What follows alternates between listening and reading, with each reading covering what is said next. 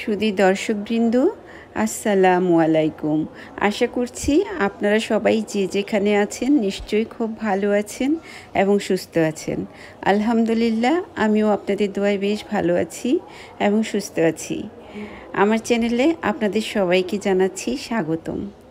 বরাবরের মতো আজও আমি আপনাদের জন্য খুবই মজার একটি রেসিপি নিয়ে হাজির হয়েছি। আর সেই রেসিপিটি হলো থাই স্যুপ। আর এটা দোকানে প্যাকেটে কিনতে পাওয়া যায়। সেই প্যাকেটের স্যুপ দিয়েই আপনাদেরকে এই রেসিপিটি তৈরি করে দেখাবো। আর আপনারা চাইলে সকাল অথবা বিকালের নাস্তায় এই রেসিপিটি তৈরি করে খেতে পারেন। যারা জাল পছন্দ করেন তারা নিয়মিত এটি তৈরি করে খেতে পারেন। এটা খেতে কিন্তু বেশ মজা। তাহলে চলুন আর দেরি নয়, এবার মূল রেসিপিতে চলে যাচ্ছি। তো আমি এখানে একটি কড়াই নিয়েছি আর এটার মধ্যে দিয়ে দিলাম তেল। তো তেলটা গরম হওয়া পর্যন্ত অপেক্ষা করব।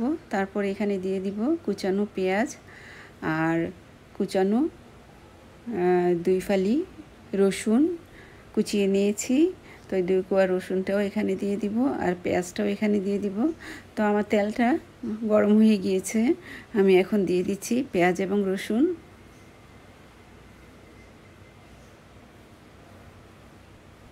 তো এবার এটাকে আমি ভালোভাবে একটু হালকা বাদামি করে ভেজে নিব।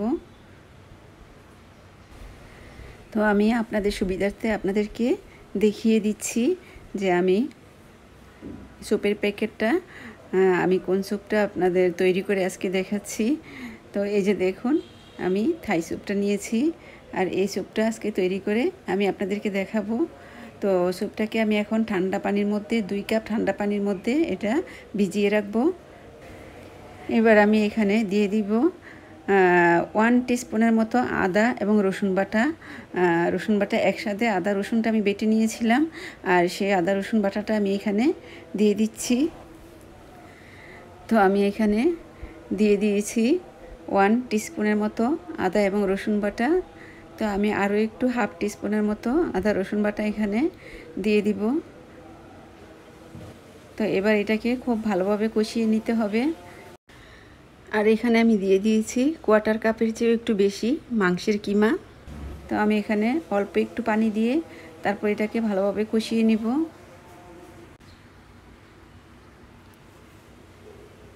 তো আমি এই পর্যায়ে দিয়ে দিচ্ছি অল্প একটু পানি।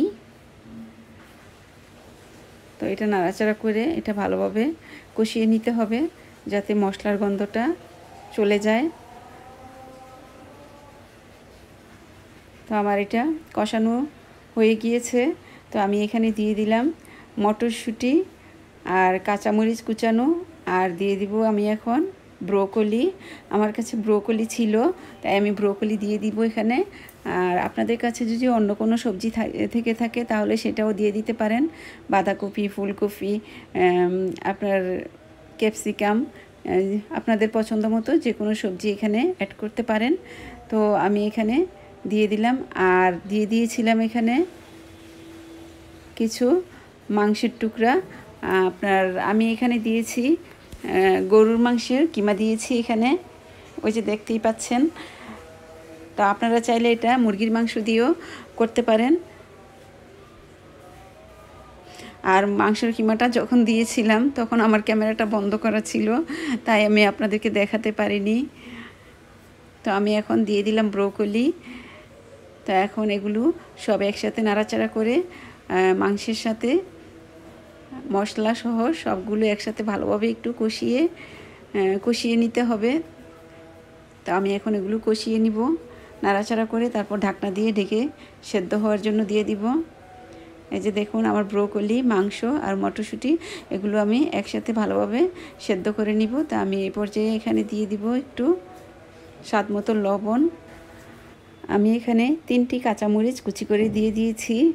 আর আপনারা আপনাদের পছন্দ মতো যে যেমন ঝাল পছন্দ করেন ওই পরিমাণেই কাঁচামরিচটা দিয়ে নেবেন, তাহলে কাঁচামরিচ থেকেও কিন্তু সুন্দর ফ্লেভার আসবে। তো আমার এটা এখন সেদ্ধ হওয়ার জন্য আমি ঢাকনা দিয়ে ঢেকে দিব 2 মিনিটের জন্য। ফিরে আসবো 2 মিনিট পর।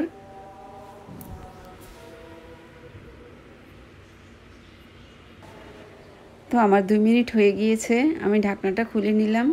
এই যে দেখুন আমার এগুলো কিন্তু খুব ভালোভাবে সেদ্ধ হয়ে গিয়েছে। তো এই পর্যায়ে আমি এখানে দিয়ে দিব একটু গরম মশলার গুঁড়া, আর দিয়ে দিব এখানে কালো গোলমরিচের গুঁড়া 1 টিস্পুন, আর গরম মশলার গুঁড়া দিয়েছি আমি হাফ টিস্পুনের মতো। তো আমি এখন গোলমরিচের গুঁড়াটা এখানে দিয়ে দিলাম, দিয়ে নাড়াচাড়া করে ভালোভাবে মিশিয়ে নিব।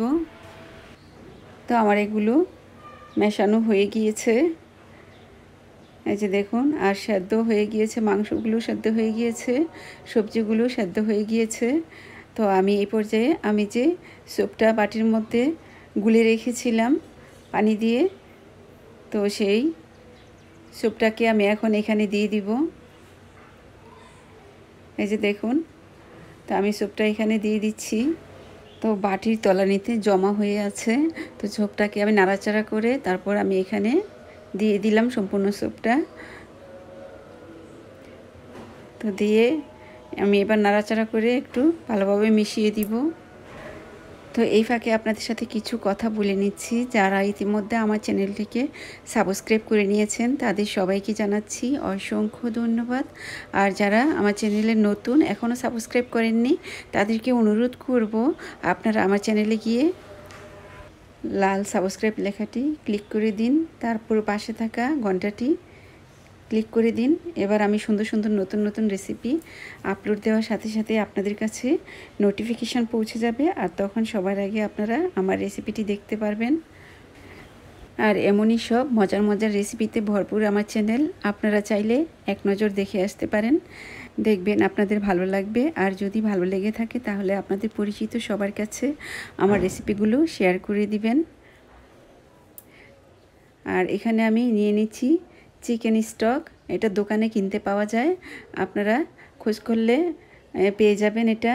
তো চিকেন স্টকটা আমি এখানে দিয়ে দিচ্ছি এক টুকরো, আর এটা দিলে খেতে ভীষণ ভালো লাগে।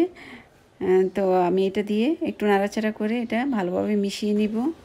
আর এই চিকেন স্টকটা আপনার গুঁড়াটাও কিন্তু কিনতে পাওয়া যায়, আপনারা চাইলে গুঁড়াটাও কিনে নিতে পারেন। যে কোনো বড় সুপার শপের মধ্যে খোঁজ করলে আপনারা এটা পেয়ে যাবেন। আমি এটা বিগ বাজার থেকে কিনে নিয়েছি। তো দেখুন আমি এটা নাড়াচাড়া করে ভালোভাবে মিশিয়ে নিয়েছি, আর আমার স্যুপটা কিন্তু সবগুলো উপকরণই আপনার সেদ্ধ হয়ে গিয়েছে খুব ভালোভাবে। তো এই পর্যায়ে আমি এখানে দিয়ে দিব একটি ডিম। তো ডিমটাকে আমি ভেঙে নিয়েছি, ভেঙে ডিমটাকে আমি ফেটিয়ে নিয়েছি। তো এখন সেই ডিমটা আমি এখানে দিয়ে দিব। আপনারা চাইলে ডিম দুটো দিতে পারেন, তো আমি এখানে একটি ডিমই দিব। তো আমি এখন এই পর্যায়ে দিয়ে দিচ্ছি ডিমটাকে। এই যে দেখুন ডিমটাকে আমি ভালোভাবে মিশিয়ে নিয়েছি। তো এখন উপর থেকে ডিমটাকে আমি ঢেলে দিব, আর একটি হাতল দিয়ে এটা নাড়াচাড়া করে নিব। আপনাদের কাছে যদি চিকেন স্টক না থাকে তাহলে আপনারা এটা স্কিপ করতে পারেন, তাতে কোনো সমস্যা হবে না। এই যে দেখুন ডিমটা অল্প অল্প করে এইভাবে দিতে হবে। তো দেখুন আমি সম্পূর্ণ ডিমটা দিয়ে দিয়েছি, দিয়ে এভাবে নাড়াচাড়া করে আলতোভাবে মিশিয়ে নিয়েছি। খুব বেশি জোরে ডিমটা দিয়ে নাড়াচাড়া করবেন না, তাহলে কিন্তু ডিমটা একদম মিহি হয়ে যাবে, তখন আর দেখতে ভালো লাগবে না। এভাবে একটু থাকবে তাহলে ভালো লাগবে। আর আমি এখানে 2 টেবিল স্পুন কর্নফ্লাওয়ার একটু পানি দিয়ে গুলে নিয়েছি, সেই কর্নফ্লাওয়ারটা আমি এখানে একটু নাড়াচাড়া করে এখানে দিয়ে দিচ্ছি।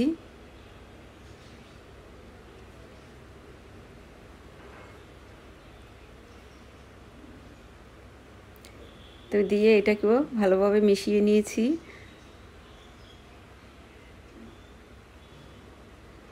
তো এটা আমার মেশানো হয়ে গিয়েছে। এবার আমি একটু চেক করে দেখব সব কিছু ঠিক আছে কি না। আমার এটা একদম পারফেক্ট হয়েছে, সব কিছুই ঠিক আছে। তো আমি এই পর্যায়ে দিয়ে দিলাম সয়া সস। আমি এখানে 1 টেবিল স্পুনের চেয়েও বেশি সয়া সস দিয়ে দিয়েছি। তারপর এবার একটু নাড়াচাড়া করে সয়া সসটাকে মিশিয়ে নিচ্ছি।